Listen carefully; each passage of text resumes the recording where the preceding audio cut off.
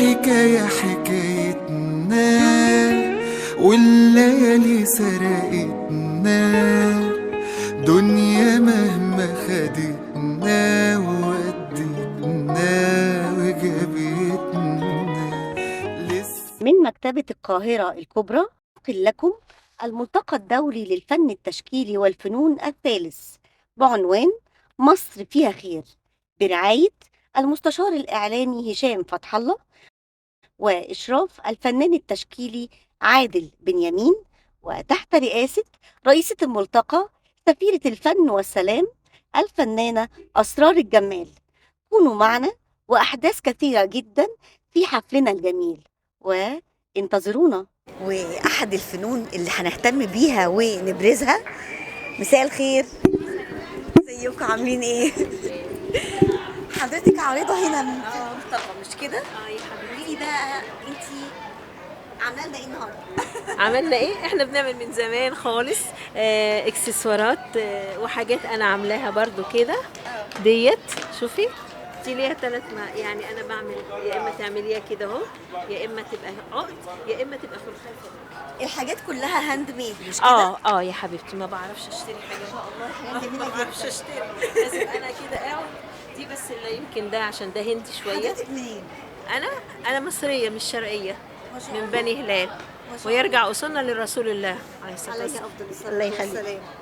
ومكملين معاكم في الاحداث الجميله الغنيه بالفن والاحاسيس الجميله. النهارده هنشوف معانا فنان صوته جميل، وهو الفنان محمد شريف جاي يشارك. اهلا وسهلا يا فندم. الحمد لله في خير ونعم الحمد لله. جاي تشارك النهارده مش كده؟ طبعا الفن عباره عن بهجه واسعاد للمجتمع، وحضرتك زي ما انت شايفه مجموعه من الكوكبه الجميله، منهم اللي انا بسميهم فرسان الاراده، اللي هم بيتحدوا كل صعب، وبنتعلم منهم الامل وبنتعلم منهم الجمال، فجايين يعني نعمل 1% من اللي يستحقوه علينا. سريعا كده قبل ما تبتدي الدوشه حوالينا، ممكن تسمعنا حاجه صغيره؟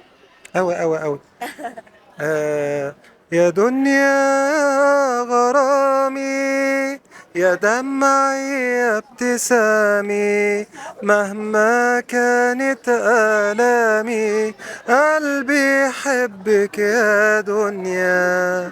يا دنيا ايه جرالي وانا اللي كنت خالي، مهما غيرتي حالي قلبي يحبك يا دنيا. رائع، اتمنى لك كل التوفيق يا رب ان شاء الله. ربنا يخليك. ومعانا المهندسه جيهان. اهلا وسهلا بحضرتك. اهلا بحضرتك، اهلا بحضرتك. يا ريت تدينا فكره عن المنتجات اللي حضرتك بتقدمها لنا النهارده. في الحقيقه انا من 30 سنه وانا بشتغل في مجال الاعشاب والنباتات الطبيه واستخلاصها، وبنتي دكتوره صيدلانيه بتحب المجال ده جدا، فهي فكرنا مع بعض ان كل الستات والبنات دايما مشغولين، فنعمل منتج يحقق لهم الصحه والجمال. فعملنا منتج يستخدم كل يوم بسهولة بدل الشاور. بيعمل ايه بقى؟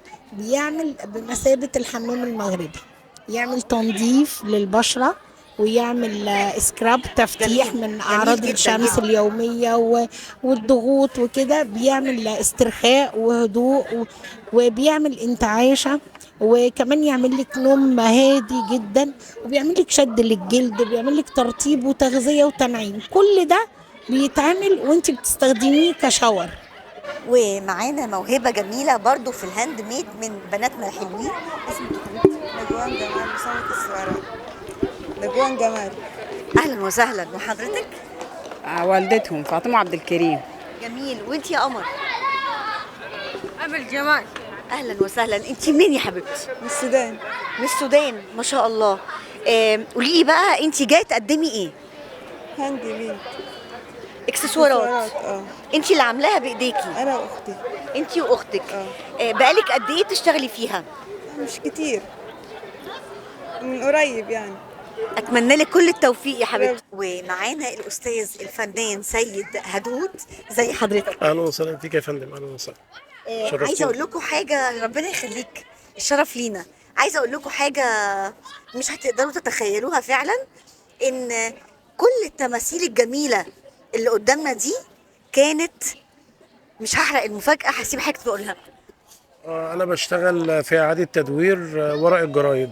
كل المنتجات اللي موجودة قدامكم ديت معمولة بورق الجرايد، بس يعني هي ورق الجرايد ونشا.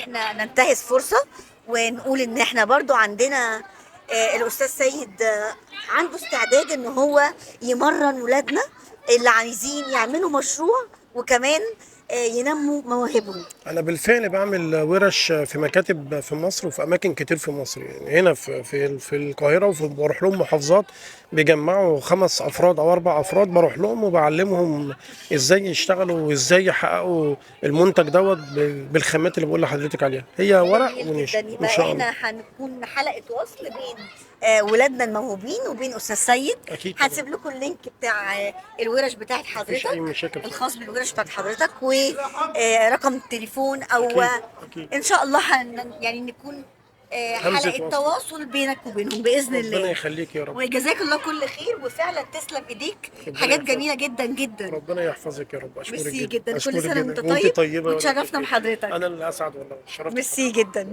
ومعانا النهارده بطله بمعنى الكلمه، هنتعرف دلوقتي عليها وهي ريهام. ايوه. ازيك يا حبيبتي؟ ازي حضرتك؟ عامله ايه؟ بخير الحمد لله. انا بقول بطله عشان انت فعلا بطله، انا مش بجاملك. الله يخليكي.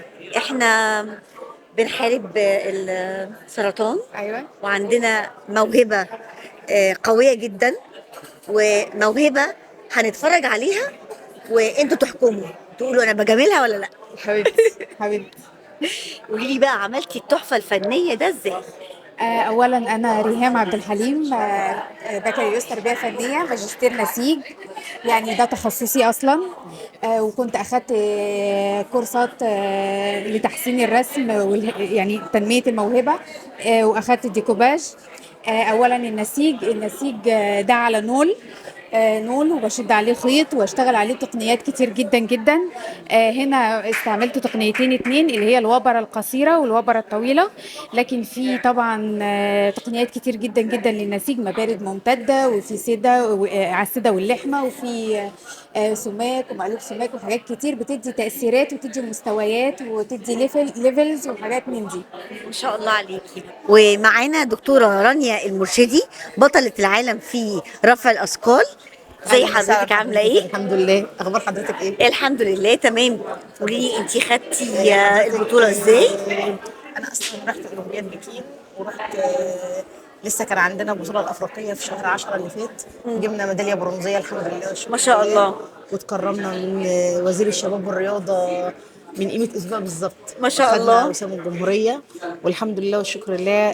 جبت تاني دورة المجر المفتوحة، وجبت أول بطولة عربية، أول مصر دولية مفتوحة، الأول الحمد لله على مستوى الجمهورية الحمد لله والشكر لله يعني. وبنشكر طبعا سعادة الرئيس إن هو ساوى بينا وبين الأسوياء، وبنشكر طبعا الدكتور أشرف صبحي برضه على المعاملة الطيبة، وإن هو برضه يعني مهتم بذوي الاحتياجات الخاصة، وبنشكر القناة بتاعت حضرتك. حبيبتي احنا بنشكرك وفخورين جدا بيكي وبمجهودك، وانت جايه مخصوص من الاسماعيليه صح؟ شفتي انا عارفه ازاي؟ اهلا وسهلا بحضرتك. انا سعيده جدا بيكي يا حبيبتي. متشكرة سعيدة جدا جدا للقناة، ومتشكرة جدا لاهتمامكم، وربنا يا رب يخلي كده اليوم ده يبقى يوم جميل علينا كلنا. معانا احد العارضين استاذ حسن فؤاد، اهلا وسهلا. اهلا بك اهلا بك.